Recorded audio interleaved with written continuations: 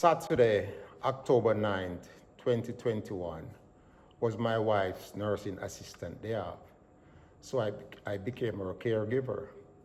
I took my wife to the bathroom, but before she could sit on the toilet, her feces broke loose. As I was trying to have her sit comfortable, I fell. Then after I got everything under control and we were in bed laughing about the entire episode, our son's words, "Your wife is your responsibility," resonated in my head, sent my mind down memory lane. He was correct. My wife is my responsibility.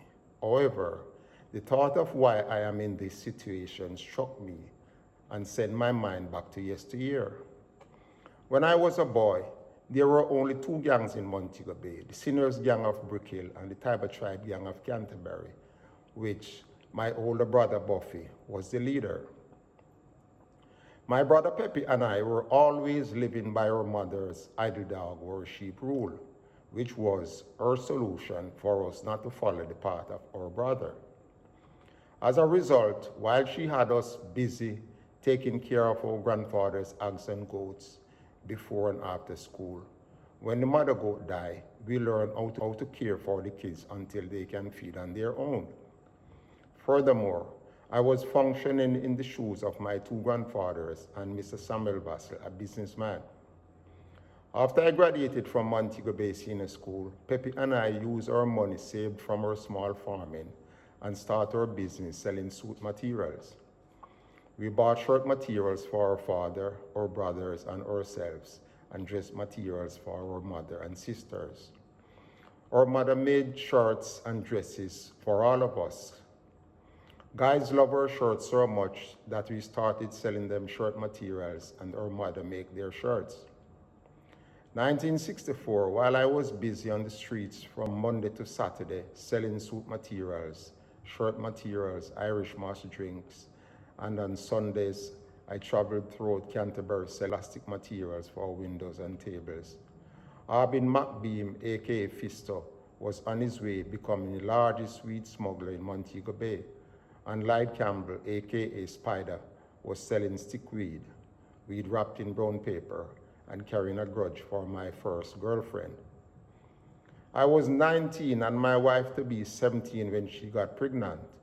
To stop her from crying and saying, "I don't know what to tell my mother," I went to her mother, introduced myself, and informed her that I got her daughter pregnant and I'm prepared to live up to my obligations. My mind went back to the look on Lloyd Campbell's face as I confronted him and pestering my first girlfriend who was living on Umber Avenue. I did not know that from my brother Buffy days, guys from Railway Lane were called lane men, and guys from Canterbury, North Gully, and Albion Lane, where I was born, were called Gully men. In those days, the Standard Wharf was the main dance spot. Because Gully men used to always dress in the latest of everything and dance with the girls from Railway Lane, the girls from Gully were not dancing with lane men, so there was always fighting between men from both eras. Spider became the leader of a gang called the Lane Gang, and their base was on Railway Lane. I fell in love and going with my wife-to-be, who was living on Railway Lane at the time, Spider's territory. 1965, the Lane Gang was at war with Arbin McBeam. In that same year, with help from around 20 of my community youths, I built a dance hall called the Hometown Lawn in North Gully.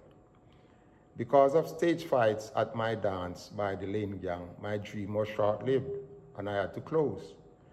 The following year, I followed my dream, and with the assistance from my community youths, I built another dance hall, the Stratosphere Lawn in Green Pond. Again, because of the same stage fights by the Lane Gang, I had to close. At that time, I was already established.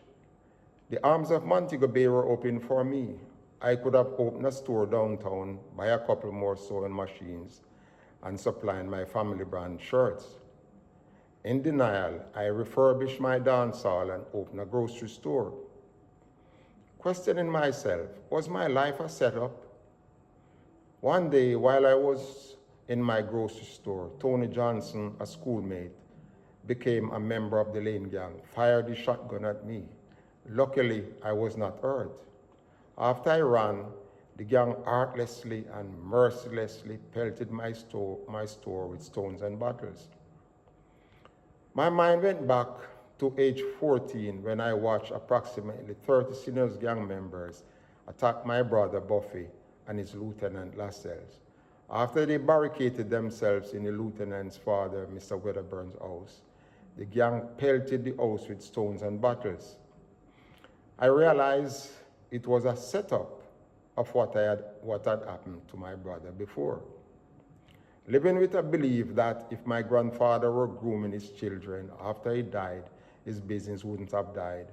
In 1970, at age 23, having a 2-year-old son, a 1-year-old daughter, and my woman pregnant with her second son, I was planning on building a 2-floor building. My family would live upstairs and a grocery store would be downstairs.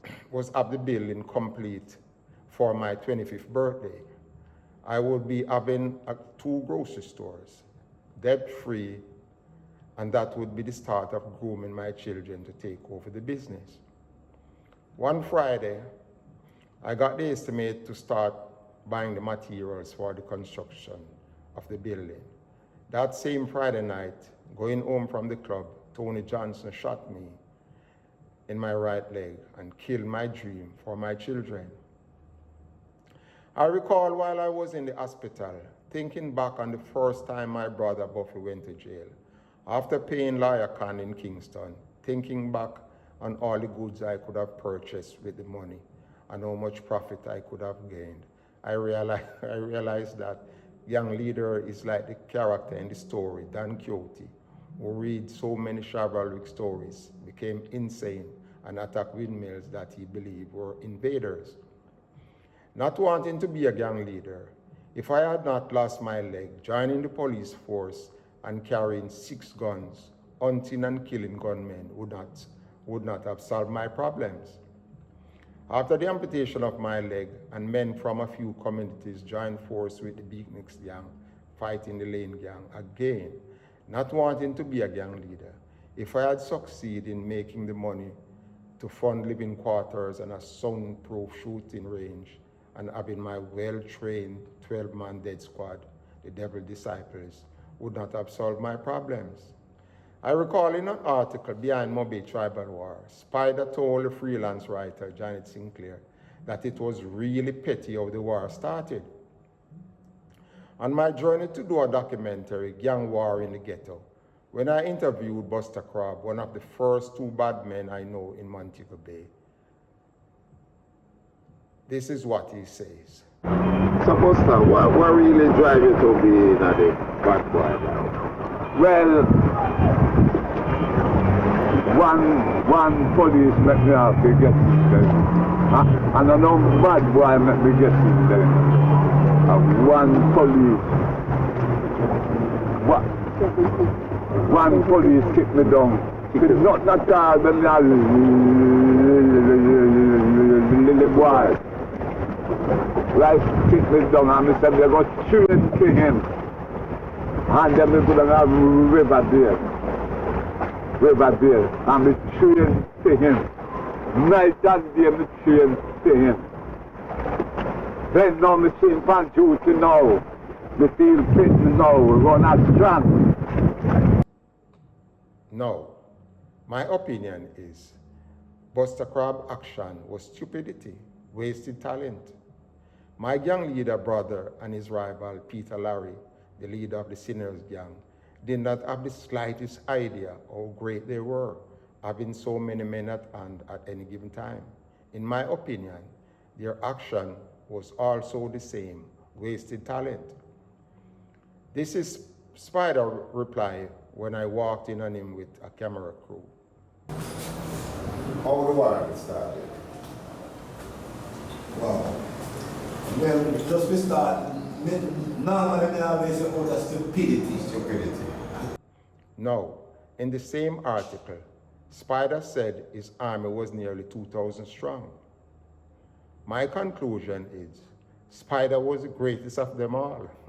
From 1965, when the war started, to the 10th of June 1972, when the war ended in Jamaica, but continued in some major states in America. Spider utilizes greatness in Fool's Paradise, Mastermind, a psychological and physical war. He created gang leader title to Fisto. As a person that did becoming the largest weed dealer, become a subject to more police raids, which make it harder for his business. I was branded as a gang leader and a person that have men go on robbery missions. As a result, I was subjected to a lot of raids at my home and business place. On one occasion, I told the police my wife was naked when they came in my house. But they still barged in. My son at the time was only 3+. 30 years after, he could clearly remember how the police barged in on his mother while she was not properly attired. As a result of the war, there were so many loss of life. Hundreds of children couldn't have crossed certain borders, which created the most school dropout in Jamaica history, a brain drain. He created the most subconscious pimps. A subconscious pimp is someone that went to jail or prison and expecting things that he or she did not provide. There were so many men end up with prison records. He created so many physical and mental scars, so many pain and sufferings on mothers, fathers, and families, killed so many people's dreams. Can you imagine what Montego Bay would be like if Spider did utilize his greatness in positive means? Spider let me get out of me that I did not know was in me. This poem is one of them.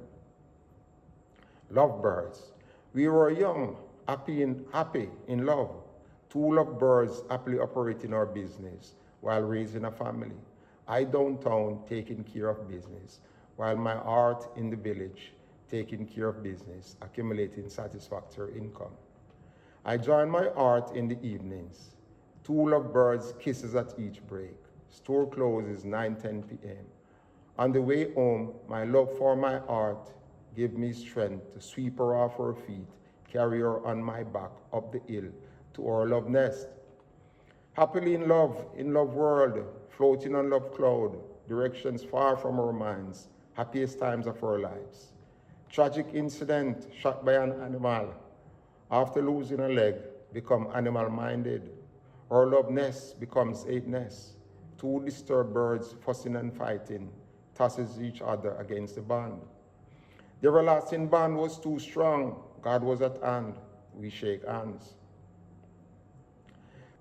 Spider did not have the slightest idea that the survival situation that he created, which landed me in the drug world, was my enrollment in the University of International Streets.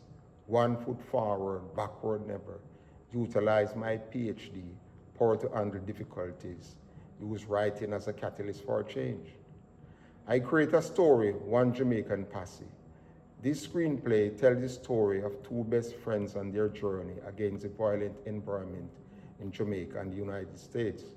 Papi, a drug posse leader in New York, while he struggles with his Rastafarian faith, his posse begins to lose respect.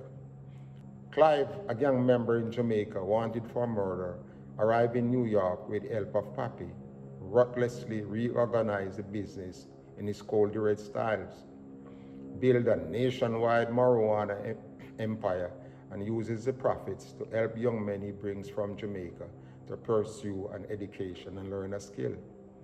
My mind went back, and after feeling disheartened, thinking on giving up writing, and was encouraged by Pastor Joel Austin not to give up writing and never give up on my dreams. I got a lot of pleasure killing my enemies, writing another screenplay, Break Grandma's Heart. Tell the story of two self-centered men in prison. Dupree, a young street-smart black American who wants to prove to a Jamaican drug lord, Quaker, that he can be a better manager than he is.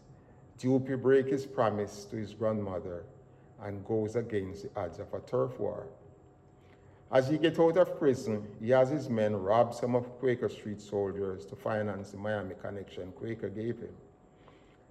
His Afrocentric girlfriend, Lisa, pledges she will not be another single parent and denies Dupree the baby he desperately wants until he gets his life straight.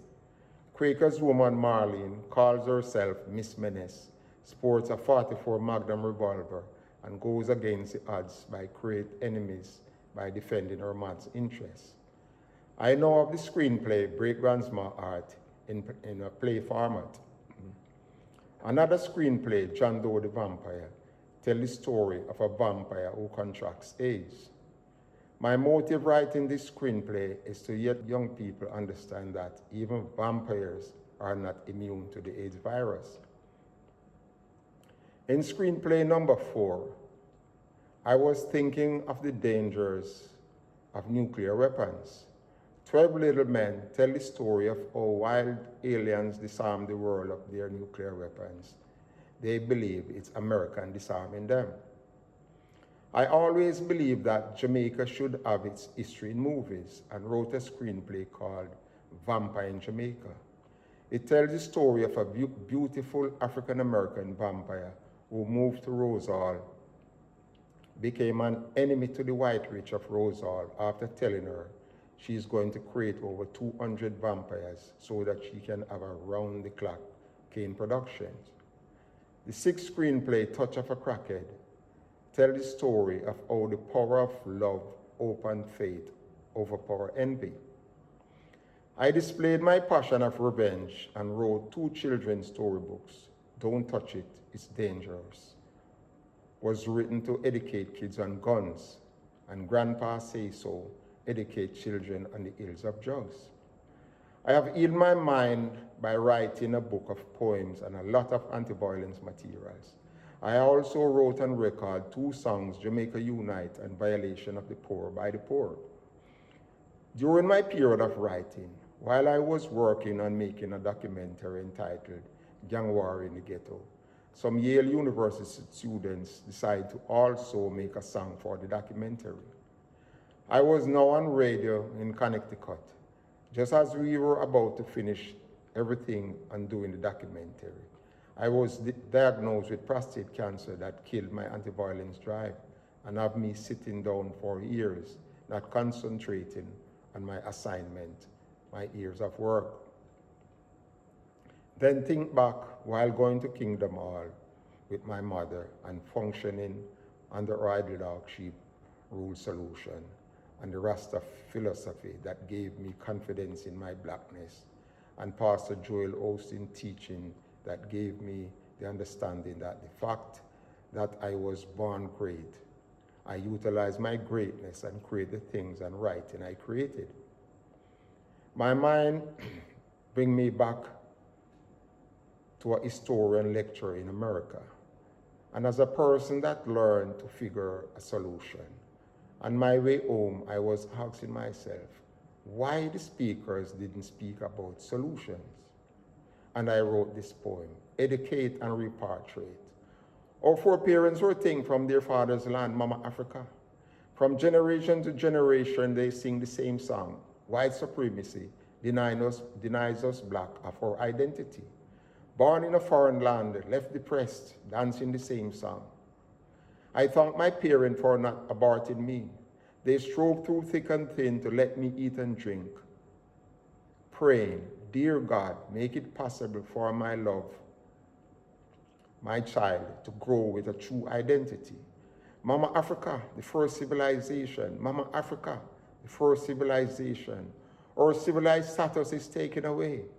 What about my self-worth, my integrity? Must I live in mental slavery, chains around my brain, burdens, singing the same bitter song? There's got to be a plan, a solution. Singing the same bitter song is like dressing a recurring sore. While we sang, the race that enslaved our mentality, robbing the resource of our father's land. 400 years of singing is blowing my mind. Let's work on a plan, possibly a 10-year plan. The solution to regain our civilized status, go home and develop what left of our land. Educate and repatriate. Educate and repatriate. I now understand that, robbed of my leg, my dreams for my children, my years of writing, spent so much time from my family, and diagnosed with prostate cancer, which I believed killed my anti-violence drive, my assignment, was the price I paid. I was on God's time, going through a learning process. Entering June 10, 2022, the 50th anniversary of Mobay Tribal War, was a setup for my son's words, "Your wife is your responsibility." It vitalized me to declare this solution. As a nation, the solution of not having a lot more spiders is to create a new generation of our children from as late as age 2 learn their history by audiobooks with pictures of the creation of our great ancestors. Within the next 20 years, we will have a new generation of young people living with self-confidence. Having the understanding that the strength of our country is education, inventions, technology, development, economic output, and competitiveness in global market, they will understand that fighting and killing each other create the opportunity for other nationals to control the business sector of our country. It's redemption time now, young people. You are all a masterpiece. Eradicate the words bad, wicked, and mad from your everyday talk. Make it a custom to speak good, beautiful, and great. Give up the negative ghetto gangship leadership mentality. Use your greatness positively with a victorious mentality. Become leaders in building your families and the infrastructure of our country. Create what it is to make it possible that Jamaica can become self-sufficient, feeding itself, and make Jamaica a financial center for capital market and have a share in the world trade. Build the strength of our currency as a reserve currency. Yes, you can. Greatness in you. We are all a masterpiece. As Bob Marley once said, if you don't know your past, you can't know your future. June 10, 2022 is the 50th anniversary of Mobay Tribal War, the roots of all gangs in Montego Bay and St. James. It is long overdue having a televised symposium that Spider, the former leader of the Lane Gang, and myself, along with the survivors of Mobay Tribal War, to be on a podium, letting our young people understand that gangster life is the action of the character in the story Don Quixote, a life living in fool's paradise, wasting their talent, creating mayhem in Jamaica. I am calling on the people in position to make it a reality, having the symposium. I close with a request and my song, Unite Jamaica. My years of work are designed to create change, and the changes I anticipate can only take place when my work reaches the hands or ears of the public. I need someone or people in that field. Contact kenbooth21@hotmail.com or 1-876-288-2165. One love, Jah guide. I'm out. Until next time.